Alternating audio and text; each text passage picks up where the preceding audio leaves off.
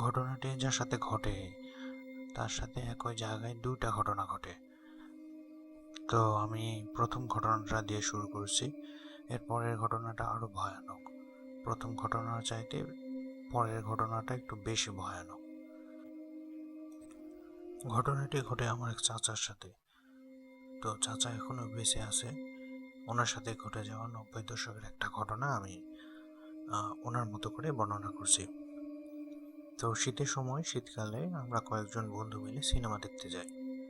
সন্ধ্যাবেলা আমরা বাড়ির কাজকর্ম সেরে সিনেমা দেখতে যাই।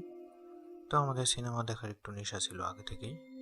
তো কয়েকজন বন্ধু মিলে লাস্ট শো ধরি। সর্বশেষ শো শুরু হয় রাত 9টার দিকে, আমরা সেই শো ধরি।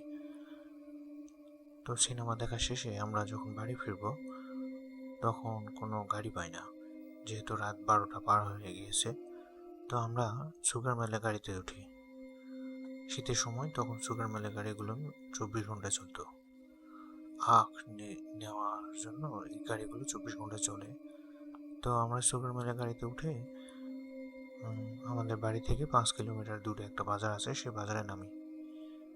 মধ্যরাত ছিল, আনুমানিক রাত 1:30 থেকে রাত 2টা এরকম সময়। তো এত রাতে যেহেতু গ্রামের বাজার, কোনো ভ্যান রিক্সা থাকে না, তো আমরা হেঁটে রওনা দিলাম। আমাদের বাড়ি আসার পথে একটা বিশাল বিল রয়েছে, বিশাল বিল। ওই বিলের মাঝখানে গেলে চতুর্দিকে প্রায় 2 কিলোমিটার এলাকা জুড়ে কোনো ঘরবাড়ি নেই। অনেক বড় বিল।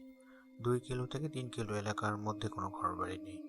তো বিলের মাঝখানে বেশ কয়েকটা পুল রয়েছে। তো একটা পুল আমরা পার হচ্ছি যখন বিলের মাঝখানে, তো জায়গাটা একটু ভয়ানক আর কি। ওই জায়গায় অনেক প্রাচীন নিদর্শন রয়েছে, অনেক মন্দির রয়েছে, অনেক কিছু রয়েছে আর কি। তো ওই জায়গায় একটা পুল রয়েছে।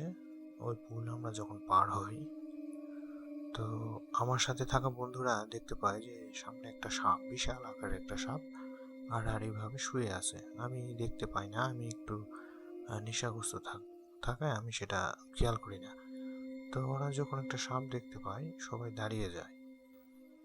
সাপটার আকৃতি ছিল গায়ে নকশা করা একটা সাপ, কিন্তু প্রচুর মোটা।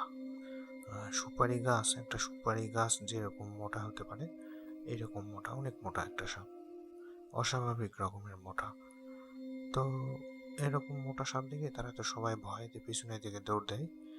আমি তেমন কিছু বুঝতে পারিনি, আমি আসলে নেশাগ্রস্ত থাকায় আমি একটু সামনের দিকে রওনা হই। আমি লাফ দিয়ে সাপটাকে অতিক্রম করে সামনে যাই, কিন্তু আমার আমার সাথে যারা ছিল ওরা সবাই ভয় পেয়ে পিছনের দিকে অনেক দূর দৌড়ে যায়। তো আমি আবার সামনে থেকে আবার পিছনে লাফ দিয়ে ওদের সাথে গিয়ে একত্রিত হই। আমি আসলে এতটা কিছু মনে করিনি যে এটা কত বড় সাপ বা এটা সাপ নাকি, আমি এত কিছু বুঝতেই পারিনি যেহেতু নেশাগ্রস্ত ছিলাম আমি। তো এরপর আমরা সবাই মিলে বুদ্ধি করতে থাকি যে কিভাবে কি করা যায়। এটা তো অনেক বড় সাপ বা অনেক বড় কিছু, বা এত বড় সাপ তো আমরা দেখিনি, এই জন্য ভয়টা একটু বেশি। তো আমাদের কাছে লাইটার ছিল, আমরা আগুন জ্বালাই। আগুন জ্বালানোর ফলে ওই জিনিসটা অদৃশ্য হয়।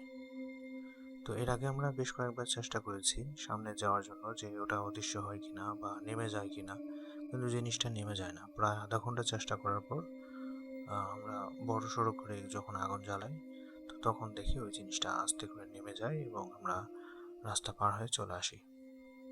তো এই জিনিসটা আমরা দেখেছিলাম ওই জায়গাতে। এটা এই পর্যন্তই ছিল প্রথম ঘটনাটা। তো এর পরের ঘটনাটা ঘটে 1 মাস পর।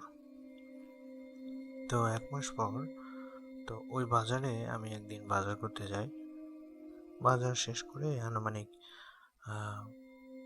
সন্ধ্যা 7টা কিংবা 8টার দিকে আমি বাসার দিকে রওনা দিই। তো ওই পুলের কাছে এসে আমি দেখতে পাই প্রচণ্ড জোরে তুফান আসতেছে, ঝড় তুফান আসতেছে।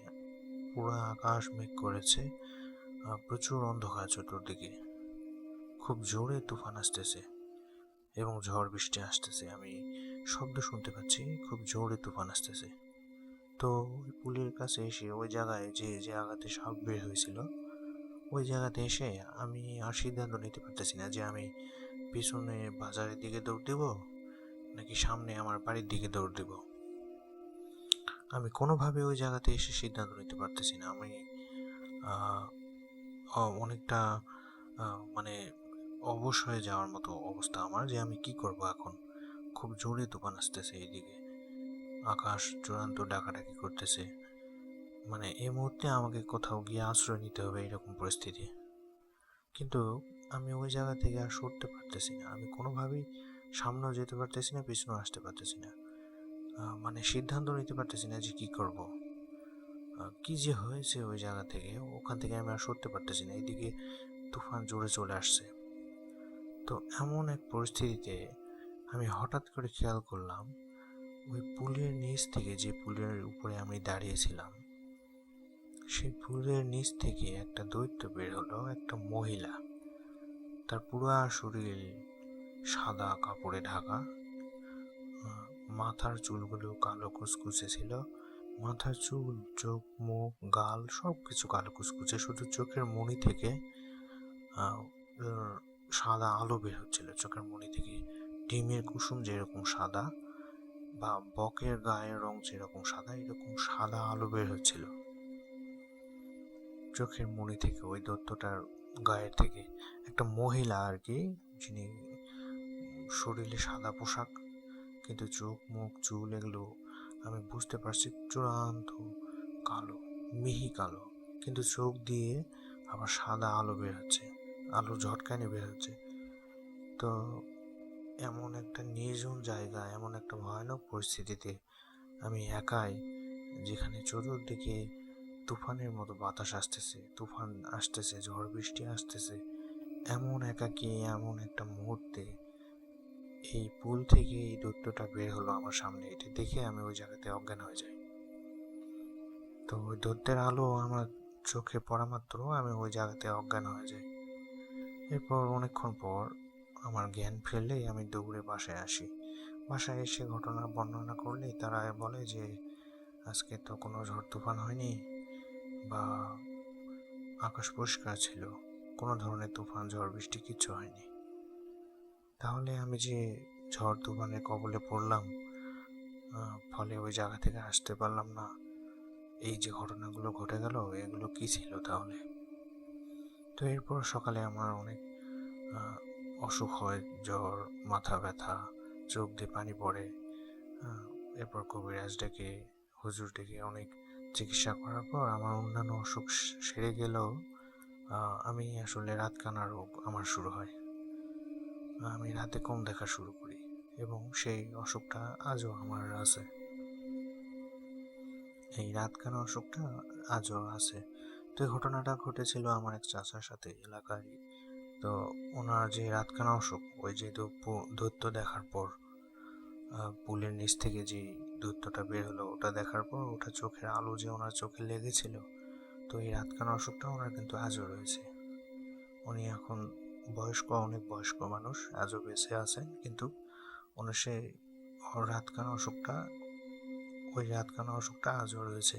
ওই পরী বা ওই দত্ত যেটা, ওটার চোখের আলো ওনার চোখে লাগার ফলে ওনার আসলে অসুখটা শুরু হয়। উনি জ্যোৎস্না রাতে অন্ধকারের মতো দেখেন, আর অন্ধকার রাতে তো কথাই নেই, কিছু দেখতে পান না। তো এই অসুখ ওনার আগে ছিল না। ওই দৈত্য যেটা দেখতে পেয়েছিলেন, ওটা দেখার পর থেকে ওনার এই অসুখ শুরু হয়। ওই দৈত্যর চোখ থেকে যে আলো বের হয়েছিল, টর্চ লাইট জ্বালালে যেরকম আলো বের হয়, সে আলোর ঝলকানি ওনার চোখে পড়ার পর থেকে ওনার এই সমস্যা। তো আজও তিনি এই সমস্যা নিয়ে ভুগতেছেন।